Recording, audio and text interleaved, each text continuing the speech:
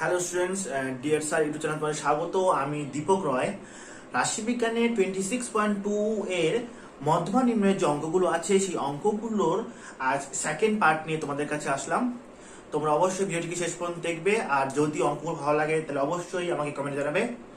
যদি তোমাদের মধ্যে কোনো অঙ্ক নিয়ে সমস্যা থাকে, যে চ্যাপ্টার তোমরা বুঝতে পারো না, তোমরা অবশ্যই আমাকে কমেন্টে জানাও। আমি চেষ্টা করবো সেটা নিয়ে একটা ভিডিও বানানোর।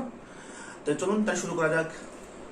হ্যালো স্টুডেন্টস, আমরা 11 নম্বর অঙ্কটি দেখে নিব। রাশিবিজ্ঞানের 11 নম্বর অঙ্কটি। কি অঙ্কটিতে কি দেওয়া আছে? দেওয়া আছে শ্রেণীর সীমানা আর দেওয়া আছে পরিসংখ্যা। তো শ্রেণীর সীমানা আর পরিসংখ্যা দেওয়া থাকলে আমাদের করতে লাগবে কি তিনটি ছক। তাহলে আমরা শ্রেণীর সীমানা আর পরিসংখ্যা টুকে নিলাম। এবার আমরা করব ক্রমযৌগিক পরিসংখ্যাটা। তো ক্রমযৌগিক পরিসংখ্যাটা বার করার জন্য তোমরা অবশ্যই আমার প্রথম ভিডিওটি দেখবে, তাহলে তোমরা বুঝতে পারবে ভালো করে। চলুন করে দেখি একবার। তাহলে ক্রমযৌগিক পরিসংখ্যা হবে পরিসংখ্যার মানটাই বলবো প্রথমে 5। এবার দ্বিতীয় মানটা আসবে কি পরিযৌগিক পরিসংখ্যার মান প্লাস পরিসংখ্যার মানটা। তাহলে 5 প্লাস 6 আসবে 11। এবার কি বলে আবার সেম ভাবে পদ্ধতি দেবে। তো 11 প্লাস 15 আসবে 26। 26 প্লাস 10 ইকুয়ালস টু আসবে হচ্ছে 36। 36 প্লাস 5 41। 41 প্লাস 4 45। 45 plus 3 48 আর 48 plus 2 50। এটাকে আমরা দেখব কি n। তাহলে আমাদের যে n চলে আসলো, এবার আমরা কি করব n/2। তাহলে অতএব কি এখানে n ইকুয়ালস টু পাইলাম হচ্ছে 50। তাহলে অতএব n/2 বার করব equals to n/2 equals to হতে হবে 50/2। তাহলে আসবে 25। 25 এর থেকে বড় ক্রমযৌগিক পরিসংখ্যা কোনটা হচ্ছে 26। তাহলে লিখবো 25 এর থেকে বড় ক্রমযৌগিক পরিসংখ্যাটি হলো কত 27। শ্রেণীর সীমানা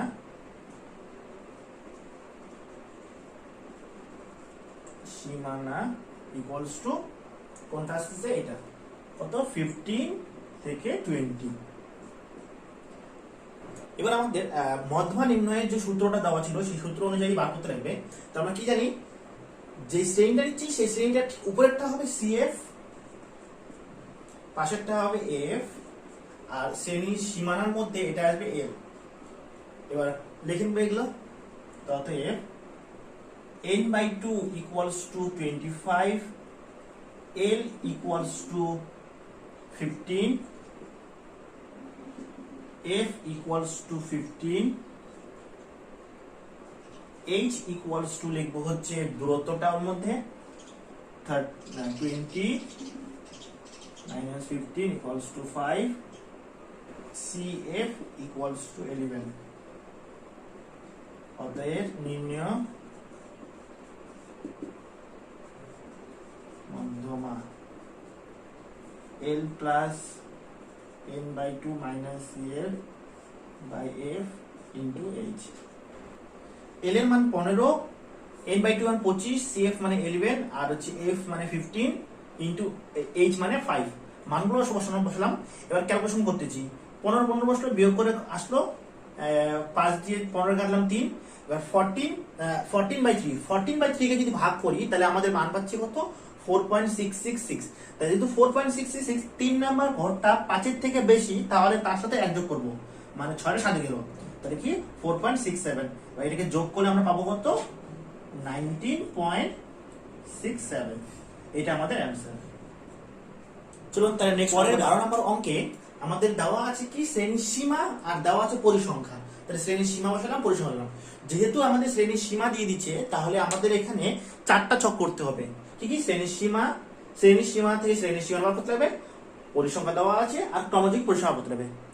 কি করব, শ্রেণীর সীমা থেকে শ্রেণীর সীমানা বার করতে গেলে আমাদের যেটা করতে হবে সেটা হলো, যেহেতু 5 আর 6 এদের মধ্যে ডিফারেন্সটা হচ্ছে 1, তাহলে এই একটাকে দুটো ভাগে ভাগ করব, মানে 0.5। 0.5 কি করব, প্রথমে এই 0.5 1 থেকে 0.5 বিয়োগ করব, তাহলে পাবো কত 0.5 পাবো। আর 5 এর সঙ্গে 0 যোগ করব, তাহলে কত পাবো আমরা 5.5। একই রকম ভাবে সবগুলো ক্ষেত্রে করব, তাহলে আমাদের কি 5.5 হবে এটা, আর এটা আসবে 10.5। একই রকম ভাবে 10.5, 15.5, 15.5, 20.5, 20.5, 25.5, 25.5, 30.5, 30.5, 35.5। তাহলে কি পাচ্ছি, যেটাই শেষ হচ্ছে সেটাই শুরু পাচ্ছি, যেটাই শেষ সেটাই শুরু পরের ক্ষেত্রে। কি করবো, এবার ক্রমযৌগিক পরিসংখ্যান করবো। কি করবো, প্রথমে 2 বসবে, তাহলে কি করবো 2 + 3, তাহলে আসবে 5, 5 এর সঙ্গে 6 যোগ করবো, 5 + 6 11, 11 + 7 বসবে হচ্ছে 18, 18 + 5 23, 23 + 4 27, 27 + 3 30, এটাকে n বলবো। এবার আমরা করবো কি, ক্রমযৌগিক পরিসংখ্যান n এর ক্ষেত্রে করবো আর শ্রেণীর সীমার মধ্যে করবো। কি করবো, যেহেতু এখানে কি, এখানে n = 30, তাহলে আমরা করবো n/2 = 30/2 = 15, তাহলে 15 এর থেকে বড় কে 18, এই শ্রেণীটা হবে। কি করবো, 15 এর থেকে বড় ক্রমযৌগিক পরিসংখ্যাটি হবে 18। অতএব শ্রেণীর সীমানা কত পাচ্ছি আমরা, 15.5 থেকে 20.5। অতএব কি করবো, এবার মানগুলো করবো। তাহলে এর উপরের দিকটা CF, এটা কি F, এটা আসবে L, আর এই তো দূরত্ব হবে, তাহলে কি n/2 = 15, CF = 11, F = 7, L = 15.5, আর H = আসবে 20.5 - 15.5, কত পাচ্ছি আমরা 5। এবার সূত্রের মধ্যে যদি আমরা মানগুলো বসাই কি পাবো, অতএব নির্ণেয় মধ্যমা L + n/2 - CF/F * H।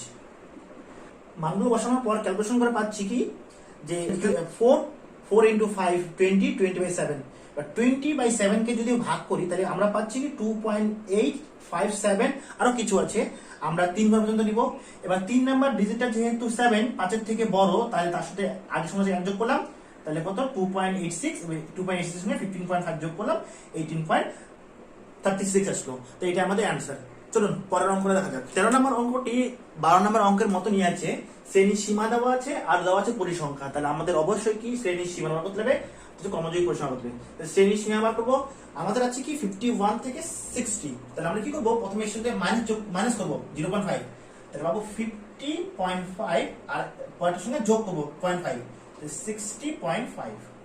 Same ভাবে হবে 60.5, 70.5, 70.5, 80.5, 80.5, 90.5, 90.5, 100.5, 100.5, 110.5। ক্রমযৌগিক পরিসংখ্যা করবো কি 4, প্রথমে 4 করলাম, এবার 10 যোগ করবো, তাহলে কি 4 + 10 = 14, 14 + 15 পাবো হচ্ছে কি 29, 29 + 20 পাবো 49, 49 + 15 পাবো হচ্ছে 64, 64 + 4 পাবো হচ্ছে 68 = n। তাহলে এখানে n equals to 68, n by 2 equals to 68 by 2 equals to 34. তো 34 এর থেকে বড় পাচ্ছি আমরা 49।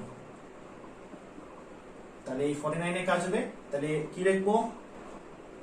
অতএব 34 এর থেকে বড় ক্রমযৌগিক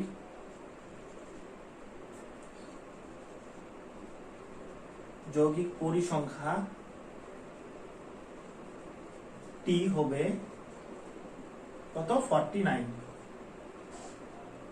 অতএব এর উপরে যেটা থাকবে সেটাকে বলবো হচ্ছে CF, 20 হবে F, এটা হবে L।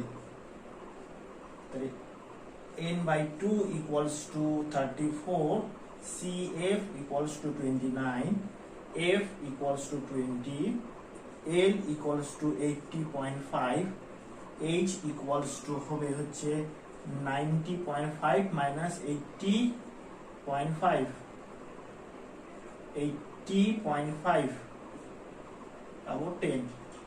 অতএব নির্ণয়